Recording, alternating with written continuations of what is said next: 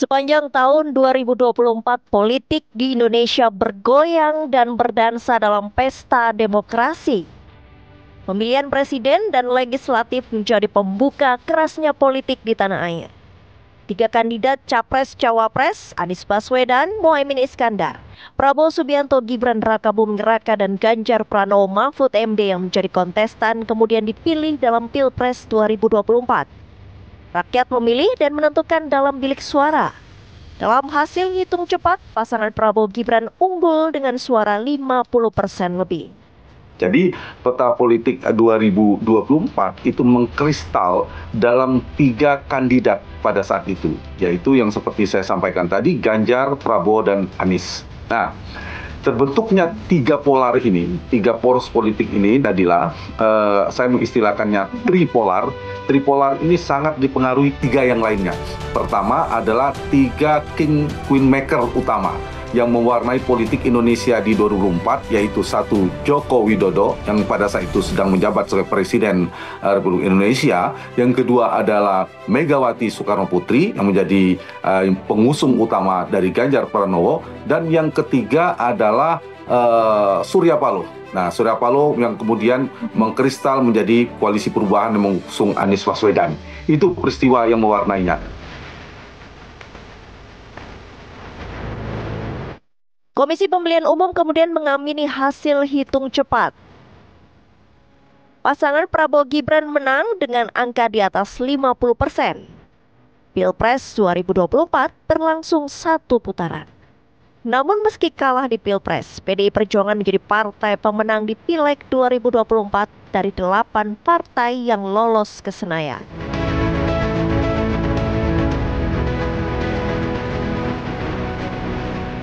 Upaya pasangan Anies Muhaimin dan Ganjar Mahfud dalam Pilpres belum berhenti dan mengajukan gugatan di Mahkamah Konstitusi. Akan tetapi, putusan MK semakin memperkuat kemenangan Prabowo Gibran. Menolak permohonan pemohon untuk seluruhnya. KPU akhirnya menetapkan pasangan Prabowo Gibran sebagai pemenang Pilpres 2024 dan menjadi presiden dan wakil presiden terpilih.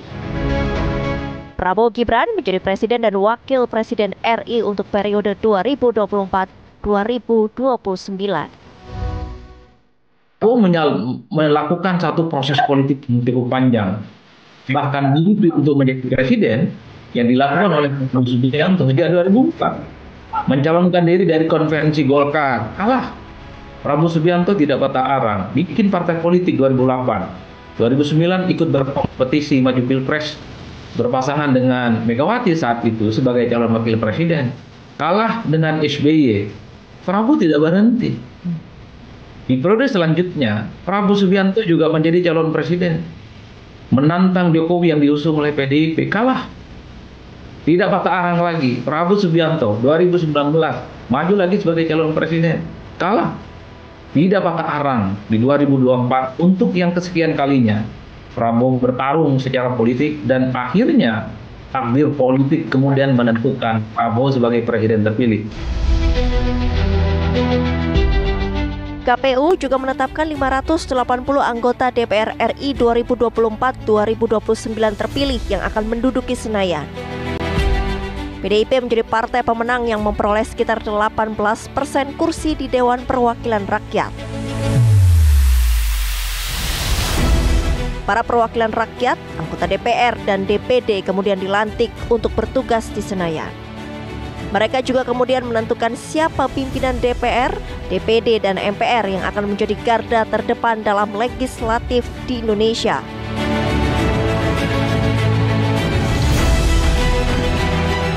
Peta politik di tanah air usai Pilpres dan Pileg kemudian menjadi dinamis. PKB, Nasdem, dan PKS yang sebelumnya berseberangan dengan Koalisi Indonesia Maju kemudian merapat. Prabowo yang mempunyai hak prerogatif kemudian memanggil calon pembantunya.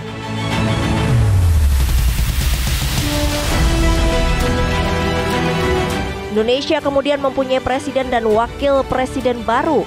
Prabowo Gibran dilantik menjadi presiden dan wakil presiden menggantikan Joko Widodo Ma'ruf Amin. Pelantikan dan pergantian pucuk pimpinan di Republik Indonesia berlangsung secara hikmat. ketika membentuk pemerintahan yang awal, Prabowo Subianto sepertinya ingin mencoba merangkul semua kekuatan dan mesin politik.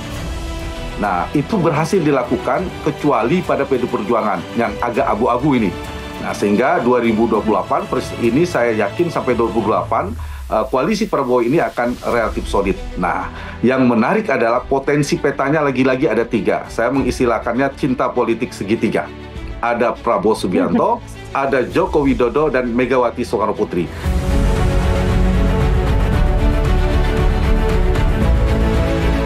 Usai dilantik, Presiden Prabowo Subianto kemudian mengumumkan susunan Kabinet Merah Putih. 48 menteri, 5 pejabat badan setingkat menteri, dan 59 wakil menteri yang dipilih Prabowo sebagai pembantunya. Sebelum bertugas, Prabowo memberikan pembekalan Kabinet Merah Putih di Akademi Militer Magelang, Jawa Tengah. Pesta demokrasi ditutup dengan pemilihan kepala daerah. Sejumlah kejutan terjadi dalam Pilkada 2024. Yang paling mengejutkan terjadi di Pilgub Jakarta. Pasangan Pramono Anung Rano Karno yang diusung PDIP dan Hanura memenangkan Pilkada Jakarta, mengalahkan pasangan Ridwan Kamil Suswono yang diusung 9 partai politik dari Kimples. Namun di daerah lainnya, paslon yang diusung PDIP kalah dalam Pilkada 2024. Bahwa maknai politik itu biasa-biasa saja. Politik itu bukan seperti perang Badar, bukan seperti perang Uhud, bukan seperti perang agama, bukan perang antar etnis, dan bukan perang antar suku. Politik kita sangat sederhana, bisa disimpulkan adalah bagaimana kepentingan politik itu bisa dikompromikan dan bisa disatukan. Disitulah kemudian konsolidasi dan kerjasama akan selalu muncul. Tapi kalau kepentingan politiknya tidak bertemu, maka siap-siaplah rakyat dan seluruh warga dimanapun Anda berada pastinya akan diprovokasi oleh elit.